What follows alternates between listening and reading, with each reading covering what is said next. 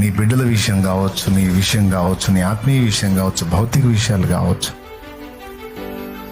నీ కన్నీళ్ళన్నీ ఆయన దగ్గర ఉన్నాయి. నీ ఎదురు చూపులు, నీ నిరీక్షణ, నీ వేదన. అడుగు వేసే అవకాశం ఉండి కూడా వేయకుండా, తండ్రి నువ్వు వద్దన్నావుగా నేను ఆగున్నాను తండ్రి, నువ్వు కదులు తండ్రి, నేను ఆగిన అనుభవాలు ఇవన్నీ నా తండ్రి ఎరుగున్నావు. నువ్వు పడ్డ మాటలు, పడ్డ బాధలు, అనుభవించిన వేదన, పొందిన తృణీకారాలు మొత్తం తెలుసు. అరే వీడిని చంపి గోతిలో వేద్దాం, వీడి కళలు ఏమవుతాయో చూద్దాం అన్నారు అన్నలు. వేశారా? వాళ్ళ వల్ల అయిందా? చంపుదాం అనుకున్నారు, చంపలేకపోయారు.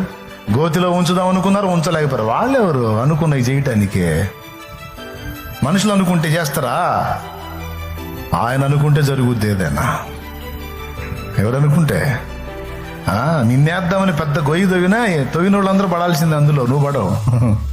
పడనీడాయన.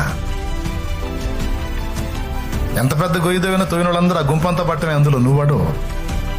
అదే దేవుడు అనుమతిస్తే పడతావు. దేవుడిని అనుమతి లేకుండా, ప్రభు సెలవు లేక